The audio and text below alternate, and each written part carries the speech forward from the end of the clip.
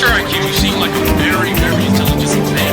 You did mention the IQ I got from 61 on 69. So obviously you're smarter than me. Is that right? Albert Einstein's IQ was 164. Hello everybody, I'm Adam, the King Source. We're going to be talking about where this current MLB offseason stands and how it's affecting next offseason. But first, please subscribe to the channel, like the videos, watch them all. It really helps metrics out on my channel and all channels. So where the current MLB offseason stands, all of the big guys have signed but Correa. I cannot count Correa as signed until that deal is finalized. It's a weird situation. I'll just throw that out there. It's a very weird situation that we have seen, okay?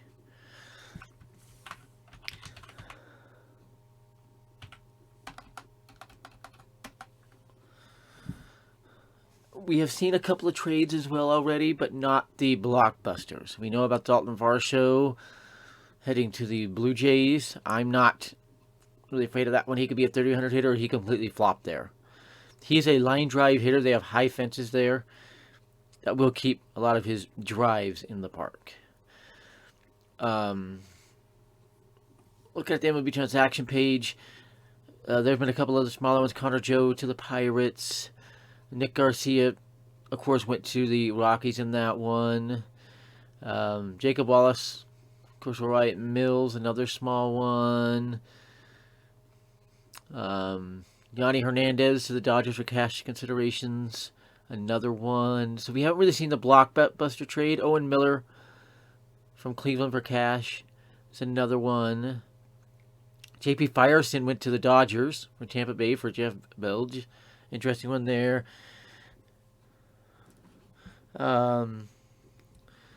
It just depends on a lot of stuff. Another one was William Contreras. Of course, part of that Sean Murphy trade, which is the biggest trade we've seen this offseason. And that wasn't really a blockbuster. It was a bigger one. It was a bigger one. So we haven't seen the blockbuster trades we usually see every offseason. Most of the big free agents are signed, so we should start seeing those pop out. I think we're seeing one manufacture itself right in front of us in Brian Reynolds to the Yankees. I could see it being a three-team trade. The Yankees have done it before. Last time they traded for a center fielder, it was Curtis Granderson. And that was a three-team trade with the Diamondbacks and Tigers, as we all remember. Of course, Max Scherzer was involved in that one. A young Max Scherzer. That was a long time ago. So, very interesting stuff here. Why haven't we seen the blockbuster trade yet? I don't really know. I think it could just be teams trying to figure out a way to do it because they don't like the price tag.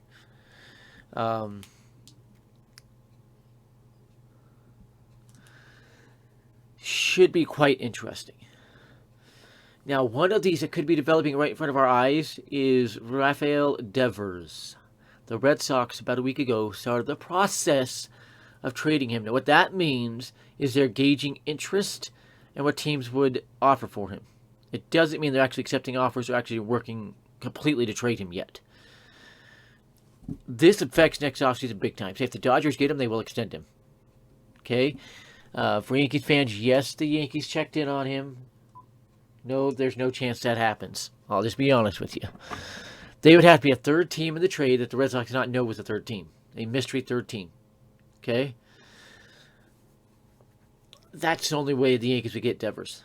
So that I can see. The Yankees and Red Sox, they just don't make mega trades. It just doesn't happen. If you look up the history of trades between the Red Sox and Yankees, they're all small. We haven't seen a mega trade ever, really. Because when Babe Ruth was sent to the Yankees, it was not a mega trade. So that's one way it affects it. The other way is the sale of the Angels. Okay? The new ownership group is not fond of the idea of having a massive contract on the books, even though it's 9 years, $219.5 million in Mike Trout. They're not fond of the idea of having an unsettled player in Shohei Ohtani on the books, where it's 1 year, it has to be traded. Therefore, both of these guys could be traded this offseason. I'm not guaranteeing they will. They could be. This is where all the rumblings are starting to come out from, and the fact the Yankees and Angels have been in constant contact since the winter meetings.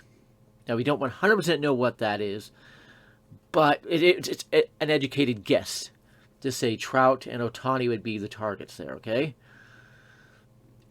The Dodgers are involved. They've been in constant contact with them too. I don't know what their plan is. But how about this? For affecting next offseason. Let's say the Yankees somehow did pull off Ohtani and extended him quickly. How does that affect next offseason? If both Devers and Ohtani got traded now and extended. Say Devers to the Dodgers, Ohtani to the Yankees. That's the top two guys for agency just gone. Just gone. And Manny Machado wouldn't care too much. He'll opt out, become the best free agent, and get a big deal. He's probably be aiming at a 9-10 year deal. He'll be 31 entering free agency, by the way, next year. Turns 31 in June. So he's only 30 right now. So these two players are two to keep an eye on here the rest of the way. If I had to put odds on him being traded, I put Devers around 15% and Ohtani around 25%. And if you know me, if it's not above 85%, or really 80 even, I'm not saying that there's any chance of it. I'm just saying it's something to keep an eye on, and it could happen, okay? Now, with Trout, it's a little bit higher odds because the New Angels ownership wants no part of that major contract, believe it or not. This group that's buying it from Mark Moreno. They want no part of that contract. They want that one gone. That is going to be a very hard trade to do. They may have to eat $100 million to felicitate that trade because they're in $19 million. Yeah, that's a far smaller contract than Aaron Judge's he just signed with the Yankees. It's only $36 million per. The Yankees could clear that money very easily with Donaldson, Hicks, Torres, Higashioka, IKF. They got rid of all those guys. They would drop over $50 million. And that's the plan, is to try to get rid of as many of them as possible, by the way. Another one is Domingo Germán, who's due, I think it's $5 to $6 million. In arbitration is what he's demanding, and the Yankees coming in about $4 million, if I heard the numbers right. That's why that one's not settled yet. The Yankees trying to trade him. It's another team deal with that arbitration cost. I think Domingo Germán ultimately ends up going to the Pirates for Brian Reynolds. Now, is there a chance the Yankees could get both Trout and Reynolds? Yes. Here's how. Brian Reynolds, you would trade Everson Pereira, Clark Schmidt, Domingo Germán, and Luis Gil. That is a fair trade, believe it or not. And then you have all your guys to throw at the Angels for Trout, and believe me, Anthony Volpe is gone for Trout. If the trade happens, Anthony Volpe is gone. Bye-bye. Anthony Volpe scares me as a blatant flop. If you go check his stats thus far, they have not been impressive. They've been average at best.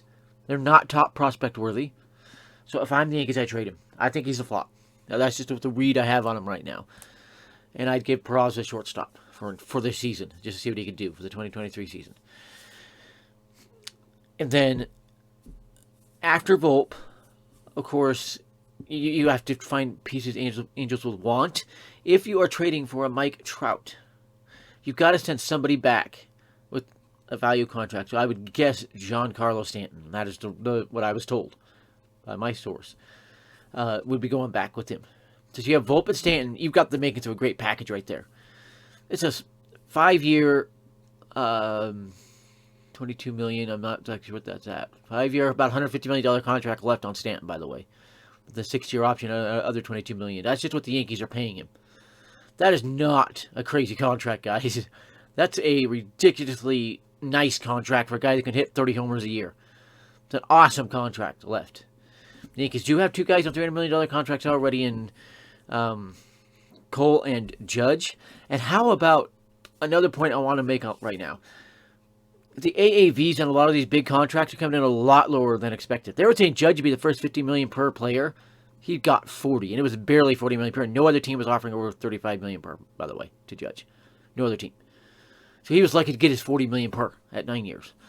You look at the shortstop contracts, all other AAVs so much lower than expected, it's not even funny.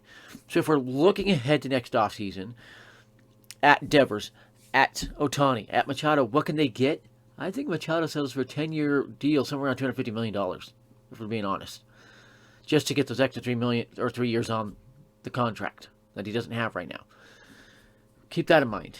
Now, as for Ohtani, he's not getting near $50 million a year because of the Judge contract. That destroyed it. $45 million a year? Okay, I could potentially see that.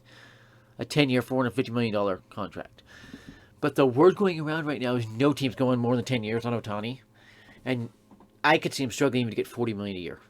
That's just a word going around. Now, what could cause $40+ million a year would be the Giants and Dodgers getting in a bidding war. And being just terrified of the other team getting him. Ohtani wants no part of the Giants. There's a spoiler alert. He hates that ballpark. And he has played in it several times with the Angels. He hates that ballpark. He wants no part of that ballpark. So I think he ends up with the Dodgers. Not the Mets, the Dodgers. But on Devers, with all these shortstop contracts, it destroys his free agency next year. The Red Sox know this. This is why they're shortchanging him. He's worthy, trust me, he is worthy of a 10, 12-year deal for $360 million. He's worthy of that. But what he has destroyed his free agency here, okay, for next year, is them taking these 12-year deals and dropping that AAV under $30 million a year. That might cap Devers under $30 million a year. And the Yankees will be involved on Devers if he hits free agency. And the Red Sox are very terrified of that. That's why I do think they trade him, is in hopes to keep him away from the Yankees. And but believe me, he goes to the Dodgers, Devers is 100% talking extension with the Dodgers. That's a guarantee. One of his best friends is a Dodger. That's Mookie Betts. And the Dodgers have the money to extend him. That's why they haven't been spending it. They've been eyeing Devers and Ohtani. So let's go back to this offseason and the rest of the way. We're going to see a lot of free agent signings, a lot more trades. I think we're going to see 2 or 3 blockbusters, and the Yankees could be involved in 2 of those. I was just asked by a source, did you know it's realistic for the Yankees to get both Trout and Reynolds? Yes, it is. I just explained why. We could see that. There was a rumbling. The Dodgers were after Pablo Lopez and Jazz Chisholm. That is not true. They only asked about Pablo Lopez. They never brought up Jazz Chisholm. He never came up in those talks. The only team to bring up Jazz Chisholm was the Yankees, and they are still talking about that one. That would not be a blockbuster if they got Chisholm and Lopez, but it would be a bigger trade. What would that one look like? It would take probably sending Peraza to the Marlins with Torres. Both of them. I'm almost guaranteeing that's what it would take just to get their attention. I would not be against that. IKF, I think, is good as trade as another one. But, yeah, that's what it would take. If I had to guess what the Yankees infield looks like in the coming year, I know I'm talking about the Yankees. I'll get to what some others, like the Dodgers infield, look like as well. But what the Yankees infield will look like, third base is going to be Cabrera. That's just a feeling I've had all along. I almost can guarantee that one. Shortstop is Peraza or Chisholm if they trade for him. Second base will be DJ LeMahieu, and first base will be Rizzo. Now, for the Dodgers, because they have Freeman at first base.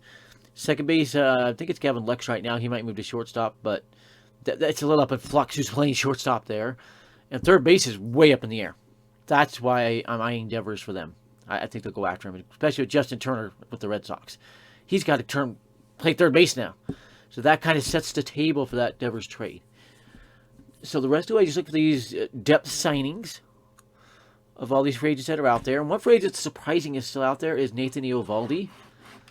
That's a pretty good pitcher. And the Padres and Angels are the 2 finals from what I've heard. And you've seen others report on that.